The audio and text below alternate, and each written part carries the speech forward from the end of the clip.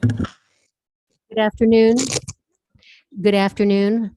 You are at the Governmental Affairs Full Committee.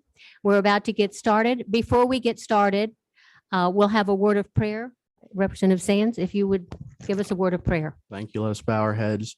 Dear God, thank you for being with us today and all days. Let us know your guidance as we look at policy that is the best of all Georgians. We particularly ask for you to hold in your heart and in your protection those in Ukraine who are experiencing extraordinarily difficult times. In your name we pray. Amen. Thank you. All right, we have several bills we're going to hear today, and there will be no public comment today. This is a voting day. We've had public comment and quite a bit of it on previous subcommittee meetings. And I'm going to ask the presenters to be succinct and to the point, and our members to be the same way when they have a question. If you would please go forward now, Representative Anderson. You'll be presenting House Bill 1461, and if you would let us have your LC number.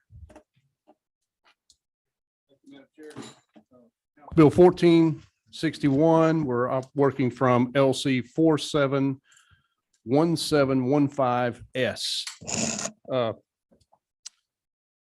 House Bill 1461 is a product of the House Study Committee on Annexation and Cityhood that was conducted during the summer and fall. We conducted 5 hearings over that time frame, generated a final report that consisted of about 2 pages of recommendations. 1461 covers a lot of those recommendations, not all by any means. In the packet that you will have a brief summary that we prepared of 1461, and real quickly, just to go through what's in this bill. We've added definitions that were not in the bill before, not only to address some of the new provisions, but also some of the existing provisions. We've extended notifications and deadlines that are in the existing code to make the process a little more amenable to local governments, to help fit their scheduling, to allow for additional vetting on their part, that sort of thing. We've also expanded the pool for arbitration panelists by allowing arbitration panelists to serve up to 4 times per year, and by authorizing the Carl Vinson Institute of Government with proper funding to offer additional training for panelists. We have made available to the panels, court reporters, and hearing officers, if desired, through DCA. We have extended or allowed the chair of the panel to extend the 60-day panel determination date by 10 days, and also allowed, with mutual agreement of all parties involved, to stay the process for 180 days, trying to reach an agreement. All in all, the bottom line of what this bill does is it addresses several issues regarding timeframes and ultimately communication that have been expressed to our study committee in multiple, almost unanimous testimony that the timing and the communication process really needed some help. With that, I'll answer any questions by the panel. Does anyone have a question? Okay, let's see. Chairman Fleming. Thank you, Madam Chair. Representative, same bill we had in subcommittee, no changes. Exactly. Yes, Okay, sir. thank you so much. Thank you. Thank you for your work. I don't see any other questions, and if there are no questions, I will entertain a motion. We have a motion and a second. All those in favor, say aye. Any opposed? Okay, let's see who's online. We do have some virtual. Any of those 4, say aye. Unmute. Any of those against? Okay, your Thank you. carries. Please go on to rules. To the study that motivated you to pick the Thank you. number 60. Next, Yeah, I call think up, House Bill 1467. Okay, we have one other that's going to come before that one, and that's going to be House Bill 923. Chairman Oliver. And if you would identify your LC number. Thank you, Madam Chair. I am working from a new sub that is in your folder, which is LC 471748. we have had an extensive discussion about the Development Authority issues that are set forth in the original 923 and 924 that was presented in committee day before yesterday, or yesterday, I forget. And since that time, the Georgia Economic Development Association and I and the my DeKalb County school system and county have been in some very positive negotiations. And I have brought for your favorable consideration LC 47-1748 that addresses the concerns for the most part of Georgia Economic Development Association. I have removed totally what I consider as a serious heartburn issue for policymakers and for the development authorities. The original form of Section 3, the original bill that required notice to impacted governments and required information on tax incentives and tax abatements. It is a very serious policy question about when is anybody entitled to know, but I believe that removing that section from the bill will allow positive things to go forward. I also received a suggestion from the Atlanta Chamber of Commerce, who have been working with on this, that I limit the authority, the jurisdiction to receive ethics complaints from development authorities all across the state, only to the state ethics commission and not to the numerous local ethics committee or ethics councils that exist, like in DeKalb County, a good many of them. I thought that was a reasonable request. I accommodated that request. The development authorities, although I think they should want the authority to remove a development authority member who may be in a coma, may be disabled, or may be in fact in trouble in some reason or another, they have a strong position that they do not want that in the statute. It's a fair legal authority that they already could remove somebody based on Georgia law, and based on their request, I have removed that language which exists on lines 28 to 30. When I say I have removed, I would, based on our agreement, I'm going to offer an amendment if the committee will consider moving the bill forward to remove lines 28, 29, and 30 in relation to the authority of County Commission to remove a development authority. Section 2 is as it is to cap the per diem, and at the end of Section 2, beginning on page 4, line 70, we have, pursuant to an agreement, granted jurisdiction only in the State Ethics Committee to accept ethics violation allegations. What is remaining of Section 3 is standing only by county or independent school systems who have an impact, financially impacted by tax incentives, financial incentives. The reason I wish this bill to stay this provision in the bill, and the Georgia Economic Development Association, some of them are for keeping that in the bill because they've had the litigation experience that we've had in DeKalb and City of Atlanta and Fulton about that particular issue being litigated, which has been a distraction. The judges seem to be ruling to allow school boards to come into the bond validation hearings based on a determination that a school board is a citizen or represents citizens, which now a citizen or a county can come forward to and object to a bond validation hearing. So I asked for the bill to continue to include the language that's set forth on page 5, but limit it to only school systems and not other cities in the county. And I can give the committee at the appropriate time the exact language that Mr. Morelli and I have discussed. I feel that we need to do something in relation to accountability of development authorities.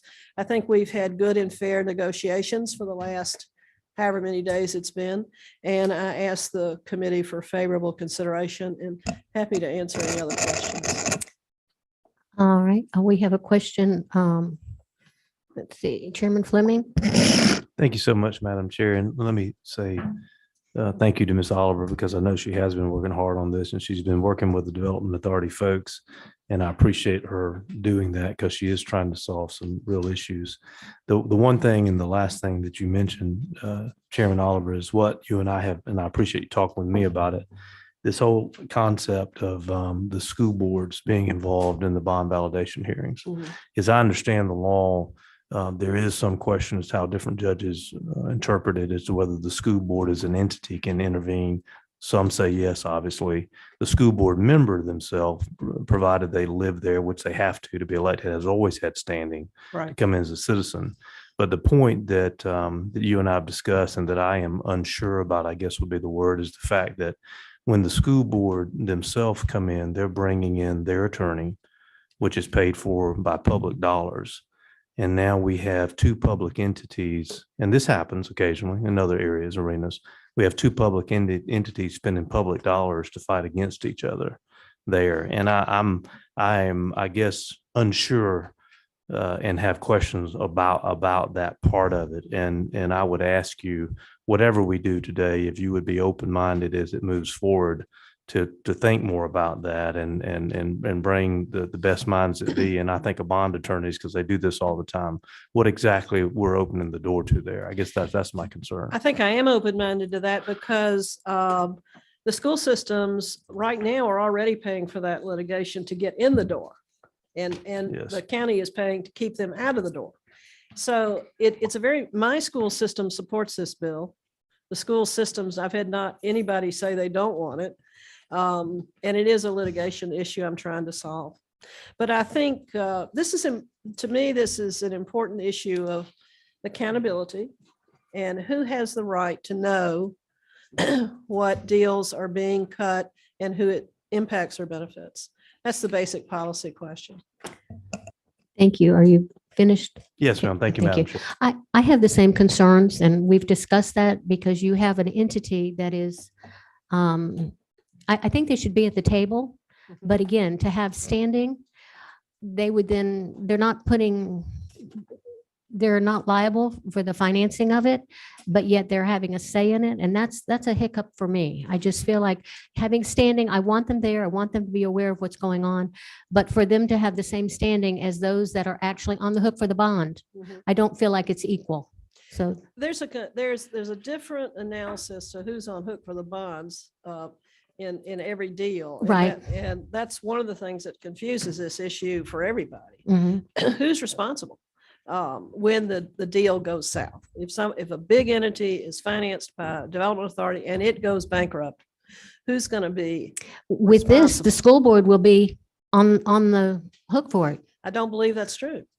I don't believe the fact that they're in court saying, don't reduce my taxes without me having a right to say this is an improper reduction makes them liable for the bonds. But that's a fair question. Yeah, It's a fair I- discussion. But should they even be allowed to be at the table if they're not on the hook for it? And the law now is that they're not allowed to know, they're not given notice, and they're not allowed in the room when the issue is being discussed. Chairman Collins, you have a question? Yes, ma'am. Let me ask you a question, Madam Chair, if you don't mind. With regards to tax allocation districts, would this help soften that blow also with that? Tax allocation districts, they're all involved and they are participating, and that's a total different legal device, taxing device. But my understanding is that they have authority to participate in They can any just of opt- those. They can just opt out if they choose. not Opt to. in, opt out, that's all volunteer. Yes. Okay. Do we have any other questions? This is, I don't want your bill to go down, but I have concerns about it because this is an issue that several have brought up. Everybody isn't here today. They're at other meetings. Procedurally, Madam Chair, then let me ask direction. Mhm. If someone made a motion to do pass the sub, I would offer amendments to remove the section of 29 to 30 pursuant to the agreement that we have met. And I would make an amendment to, I'd make one of two amendments, and you can decide whether you want the committee to vote on this or whether you want to just give me direction. I could offer an amendment on page 5 to either delete section C delete 91 to 201, to 102, or to amend that to only relate to school, independent or county school districts. I'm happy to take your direction, Madam Chair. All right, we have another question. Just at the appropriate time, I was going to make a motion, Madam Chair. Okay. All right, we have a motion. Do we have a second? I'll second. All right, we have a motion and a second. Let's have some more discussion then. Chairman Collins? On lines 28 through 30, you said there were people that had entities or groups that had some heartburn over that. Is Yes. that correct? Okay. And I can see, coming from local government, I can see both sides of that coin there. I think it's in their interest to be clear on the authority to remove a board member who is either creating a problem for whatever reason, perhaps even Certainly. being indicted. But they want their argument, and I'll give you both arguments. The argument is to remove somebody that's clearly not able to serve or in some ways committed malfeasance. That's the reason to give them the authority to remove them. The reason not to is that the local development authority is a totally independent entity Right. and shouldn't be subject to local politics of any removal. That's the argument against it. But if I may, Madam Chair, if I may. Please continue. So what if we tweak that to say a supermajority vote? I mean, if you had an overwhelming majority of the governing body, I mean, to me, I think that's important. I mean, we see issues that come up with local issues with members of these bodies that we never thought we would see before, haven't seen in the past. And that doesn't bother me a whole lot right there. I'm with you, sir, but I feel like that in terms of my analysis of the most priority issues, making them subject to the state ethics committee and perhaps giving standing to school boards are the priority issues for me. And they can make a legal argument, and I don't want to speak for them, but I am speaking for them, right? Chair can decide whether she wants anybody else to speak their own argument. But I understand that their argument is that they're independent and that they can choose to remove somebody under general rules of authority. I think it's ambiguous. Okay. Let's see. Chairman Fleming? Thank you, Madam Chair. The reason I support what Representative Oliver said when she started, that was that she would offer an amendment to remove that line 28, 29, and 30 that you were talking about is something that she mentioned, and that is the independence of the Development Authority body. In Georgia law, as you know, being a former mayor, there are strict rules with county commissions and city councils and mayors as to how they can spend money and what they can and can't do. So restrictive that it pretty much inhibits them from economic development projects. We're the #1 state in the nation to do business. There's a reason. One of those reasons is because we do allow economic development authorities to do some things that the local governments can't do. So there's always had to be I don't want to use the word arm lengths, but there's always had to be some separation between the power of the development authority and the power of the council and the mayor and the county commission. Now, yes, they do appoint them quite often, but once they appoint them, you can't remove them. I'll use the word willy-nilly. You know, they have to be very careful to keep a separation there. And to me, we're beginning to get in that range of doing away with that necessary legal separation so that the two bodies can operate somewhat independently of one another. And that's why I would support her original idea, is to strike those 3 lines. Thank you. Representative Williams? Thank you, Madam Chair. I'm not clear on the motion as to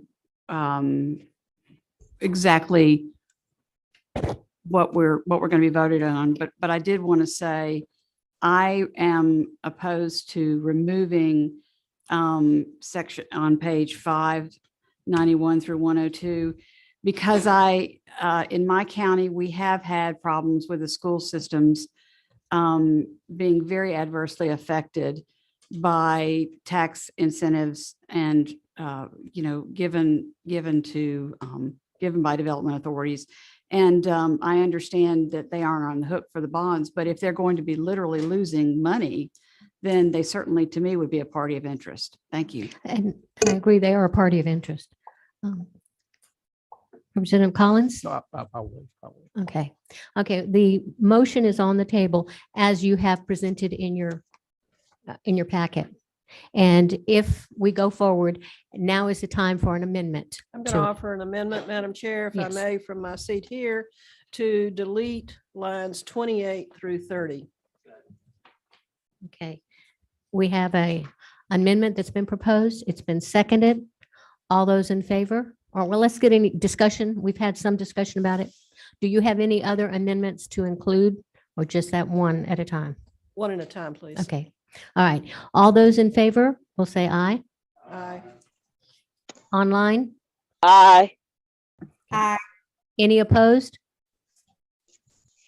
Okay, the amendment carried. All right, now, are there any other amendments? I wish to make an amendment on page 5, beginning on line 92, to eliminate the words "a county consolidated government municipality," leaving the sentence which would say affected local government means a county or independent school system. I make that amendment. Okay. Let's discuss it. Yes, I have a question.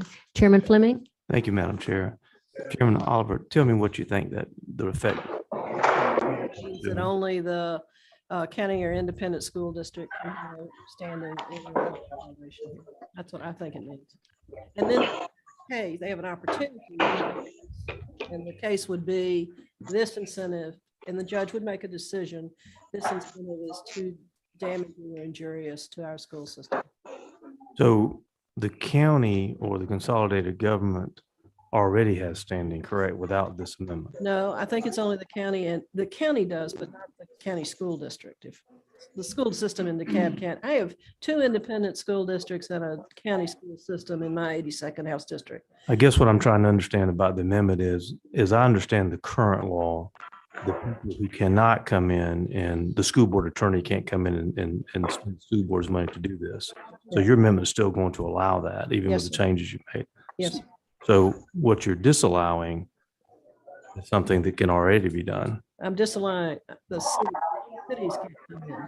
The cities are impacted too, but I'm narrowing the focus, not to all impacted governments, not to the cities out there. And in DeKalb County, I think we have 14 cities, although that could change it. About half of our county is in cities, almost 50% of DeKalb County, which is a 800,000 person county. I have a question. Are you finished, Chairman Fleming? Because this is bothering me. You're leaving out the municipalities. Yeah, I am. I'm narrowing the opportunity for any other government only government would be school system to have standing. If I may, Madam Chair. Please follow. So to try to understand what we're doing here, I'm going to back up and take a big picture of what the current law is and then talk about how we change it. And Chairwoman Oliver, you correct me because you have delved into this very deeply. Right now, any citizen can come into court and they can object to the bond validation proceeding. And the reason that's important is because these development authorities, one thing we empower them to do is to issue bonds. That is to borrow money so that an economic development project can go forward. Any citizen can come in right now and tell the court who has to approve this bond validation process, I don't think this is a good idea, and here's why. The issue that is before us is some courts have said that a citizen means Barry Fleming or Mary Margaret Oliver, a citizen. It does not mean an entity, i.e. a city government or a county government or a school board. And the reason that distinction is very important is because that, in my mind, that county, that city, that school board, that's public dollars that is being spent with a lawyer to come in and object to this. And the whole concept behind that was we don't want public dollars being spent by the Economic Development Authority to do an economic development deal and another government fighting them over it at the same time. And that's really what we're talking about here. Am I correct? Have I described that I'm correctly? going to agree with you, but I'm going to say, as lawyers tend to do, a few Yes, more ma'am. things. The law says a county or a citizen can object. Back to Representative Collins' thought, a citizen could be one school board member. And it's Yes. a majority, in other states, tax abatements or tax incentives aren't allowed to get schools at all. In some states, they're allowed only in a supermajority, a majority, not a majority of a quorum, but a majority of the school board who shows up, only allowed to participate. They don't have a one-person veto. So I think that the purpose of an entity having the right to come in is that they're going to set their own it's not going to be one person of the school board. So that's Correct. the balance of that argument. But the real trick here is having the money to pay the lawyer. And if you know, if you're a school board, you're going to now be spending those monies that we dedicated for school purposes to come in and fight a development authority is- over an issue. That's what This is the final thing I'll I'm say trying to about figure that. that out. They're That's- paying the that's my lawyer concern. now to get in the door. And you're saying, don't pay them. The issue is at being litigated now and it's causing delay. And my suggestion is we're going to clarify it, but I appreciate there are always two sides, at least two sides of every argument. So Madam Chair, here's our procedural posture, I think. I've made an amendment suggestion. We've had a discussion and you could call for an alternative or anybody else want to amend, change it, or you can just direct me as to how you'd like to proceed.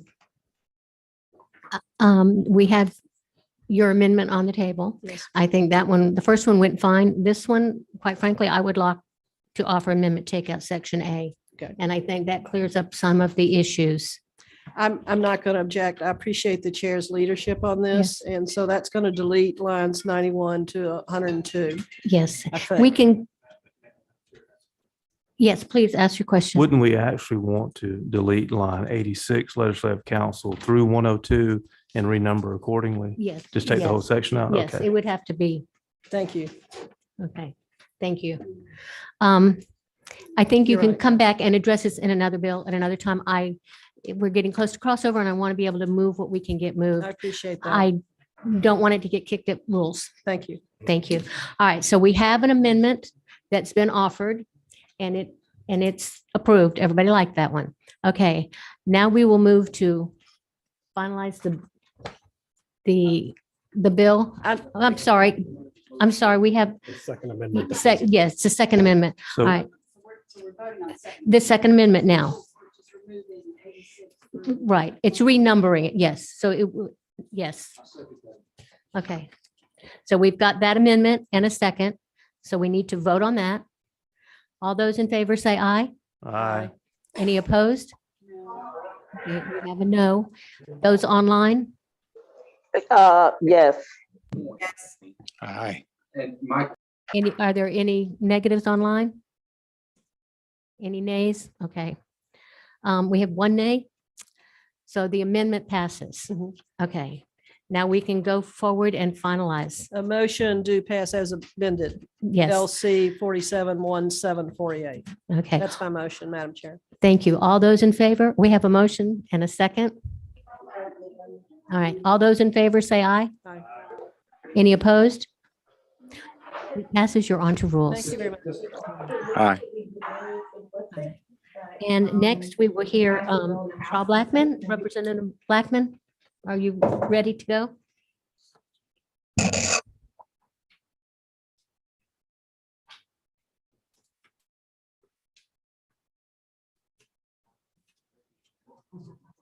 We're waiting on another issue, so we will go ahead and call Representative Bodie, if you would come forward with your bill.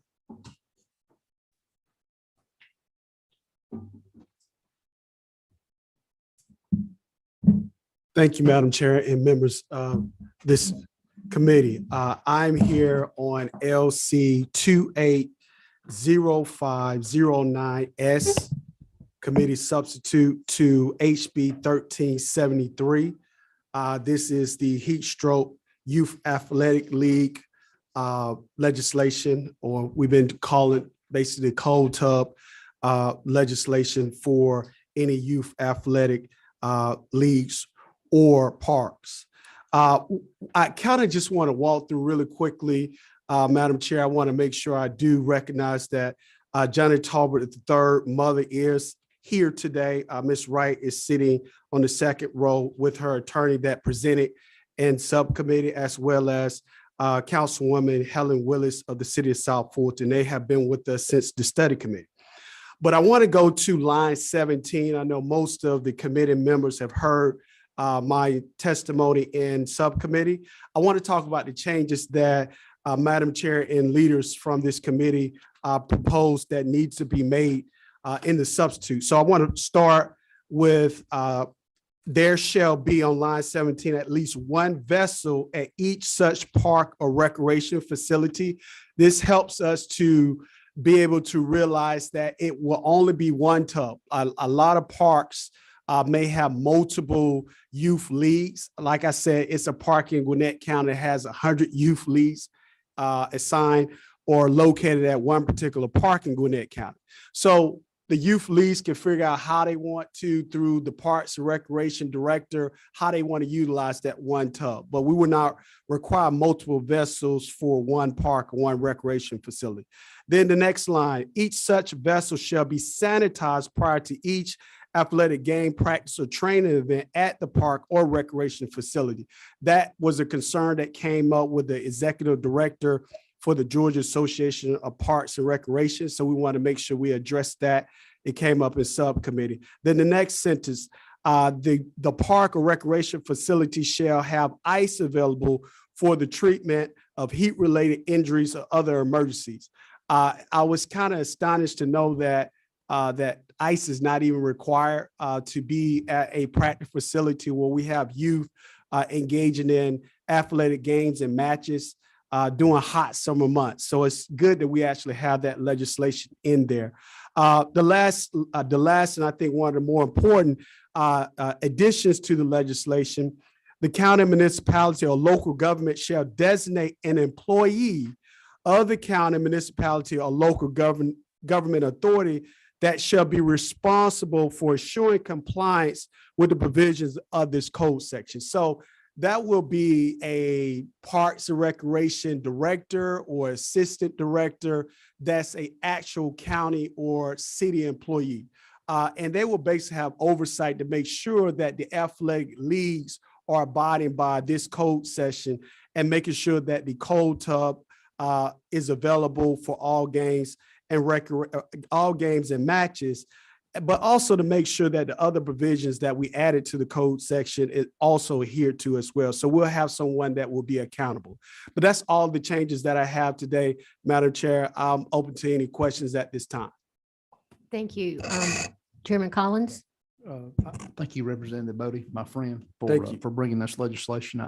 And I understand exactly where you're coming from. I think we've all seen on different media reports the death of a young person during the heat. Two things I wanted to ask you. Did you give any thought to just requiring this when the temperature got to a certain level? Was there any thought behind that? We actually hashed out all those thoughts, Mr. Chair, in actually subcommittee, not subcommittee, but study committee. Okay. And we felt like this was a minimalist way to try to basically protect the youth that are engaging in games. Okay. But it was nothing to the level that we have with the Georgia High School Athletic Association, where you have the water bub and the whole thing. So not that advanced, but this gets us a little closer. Okay. But if I may, Madam Sure. Chair, because I think we probably agree right now that that's not really an issue for spring sports like soccer or maybe early baseball at this time of the year. Obviously, when you get into maybe late June, July, August, September, even October now, you've got some heat issues that can possibly be brought up. And the other thing about this bill that concerns me, and maybe I'm just looking a little too far in this, but given what I do for a living, my chosen profession, I unfortunately see tragedies a lot. And having a vessel of this size and the gallons, 150 gallons, you got young families that are there at the ballpark. You got folks that are engaged in ball. They're watching one child and maybe they're not keeping an eye on another child. Have you given any thought to the fact that maybe a young toddler could get off from mom and dad and come into contact with this and flip over in in the tub and that kind of liability issue and that danger there? Have you thought anything like Yes, that? and we have, and that's one of the reasons why we have the athletic director, not athletic director, but the Parks and Recreation director to mandate the guidelines on how this cold tub is going to be used, a cold vessel is going to be used, who's going to be overseeing it, making sure, is it going to be inside the gate of a practice facility where you have the kids that are running around the track? Because we all been there, done that. But we wanted to make sure that we did not, I would say, over legislate, but allow our Parks and Recreation directors to make those administrative calls. But yes, we understand the liability in that, but also respectfully, Mr. Chair, we also understand the liability if a child is actually lost. Right now, I think I presented in the package a $1 million lawsuit that a youth athletic league had to pay out for a wrongful death of a child dying. But we understand that, and we are definitely cognizant of it as well. Thank you, my friend, for bringing this bill. Thank you so much, Mr. Chair. Chairman Fleming, you have a question? Thank you, Madam Chair. Counselor, my thought was exactly what Representative Collins was talking about, that during the months of November, December, February, and March, that's not when our issues are. No. It's during the months of June, July, August, September, and maybe October. Would you be amenable to an amendment that adds those months in there for the applicability of this? Well, the only thing, Mr. Chair, if we did that, it may make the statute kind of confusing, because then it will be if a county or county or city buys, or the county or city Parks and Recreation make sure that the youth league are purchasing the hot tub, not the hot tub, but the cold tub, I'm sorry. And if they have the cold tub, then it'll be like, well, do we need to use it? Do we need to buy it? Do we need to have it at the park? So I think to have some uniform approach, we may not need to add the months in there for that reason, because we still have spring training. Spring training starts, sometimes I know when I play high school football in April and sometime March, and it can be very hot, especially in some of my South Georgia. I went to Valdosta State, and in the summertime, or even in the spring, it can be 102 at noon. So I just want to be cognizant of the demographics and of our state and the climate changes that we have throughout the state as well. So you realize that as the bill is written now, during the months of November, December, January, February, March, you're going to require every park to sanitize this before any event, and you're also going to require them to have ice on hand. Yes, and the only reason during why, those months. yes, and the only reason why we need that, Mr. Chair, because during the months that we are speaking of, we're actually having football games during those times, and it still may be some November could be hot, some very hot. I know I've been through some Thanksgivings with family pre-COVID where, everyone has to go outside because it's about 80, 90 degrees. And there's too many family members in the house, and you outside playing, the kids are playing with short sleeve shirts on, the shorts. So I just want to make sure that we don't over legislate the matter, because sometimes our winter months can be unseasonably hot sometimes. Over legislating is what I'm concerned about too. Thank you. Thank you, Mr. Chair. Representative Nguyen. Thank you, Madam Chair. Thank you for bringing this bill forward, Representative. I wonder if we might be able to strike a compromise on that if we still kept the requirement of having each vessel on the facility, but then tie the actual the sanitizing portion and the ice portion to temperature. And that way each facility would still be required to have the tub, but you wouldn't necessarily have to have the ice on hand unless we reached a certain temperature. And maybe that would alleviate some of the concerns being brought up. I don't think I'd be opposed to that friendly amendment at all if the will of the body of this committee was okay with the language in that amendment. Or temperature. I do have a follow-up question. Go ahead. Based on the results of the study committee, Representative, is there a certain temperature that you would recommend where it would be important to have the ice on hand? Yes, normally we see that the ice 93, 94 degrees. We have seen with the heat deaths of Mr. Johnny Tolbert III and Welcome All Park, the heat, the actual degrees that particular day, I think it was 94 degrees, but the index was 103, the heat index. And so we need to be able to get the core temperature of a child body temperature down very quickly. And I think we could do that with this legislation, but that's a great question. Thank you. And Madam Chair, I do have a separate amendment at whenever the time is appropriate. Okay, let's finish discussion. Okay, Representative Anderson. Yeah, thank you, Madam Chair. Just wanted to reiterate a concern that I had and expressed in subcommittee.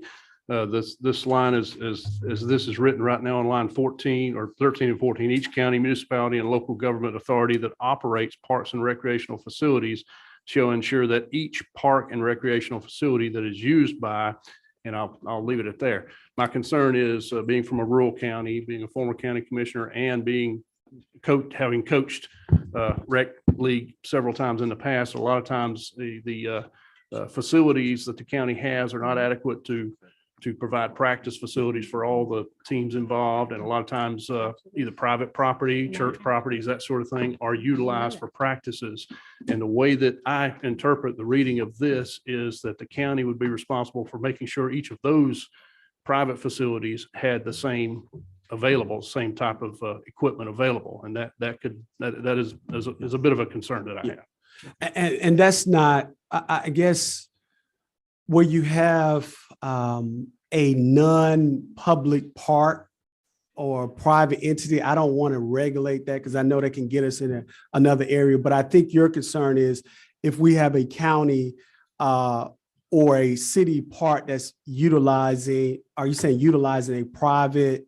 What I'm saying is if I'm coaching a basketball team, Okay. and we go to a church and utilize their fellowship hall or family facility, may or may not be air conditioned. Doesn't really matter what temperature of the air is outside. It may be a condition that could potentially lead to fall under this. And I think, just based on my reading of this, and I'm not a lawyer, but my reading of this is that the county could potentially be liable for making sure the equipment is in place, that ice is in place, that things are handled from that standpoint also. That's my concern. I think in that particular situation, that's a great analysis. I think in that particular situation where you have the example of the basketball game being played at a private church, we get into, is that really a facility that's being managed by Parks and Rec? So in that particular situation, if we got a youth league that has no connection with this particular park or recreational facility, I don't think this bill would even apply, because I just don't think it would apply in that particular situation. And I surely don't think that the Parks and Recreation for that particular county will be liable. It will be almost the same situation if we did not have this law at all, and a child went to that particular church and passed out and had heat stroke or even hurt themselves. I think the church would be definitely liable, or whoever is managing that game or participating in that game. So I think when we start to get away from city and county control facilities, I think that's going into a whole nother, I would say, code section. And we'll probably need to have another bill for that. Right. And I agree.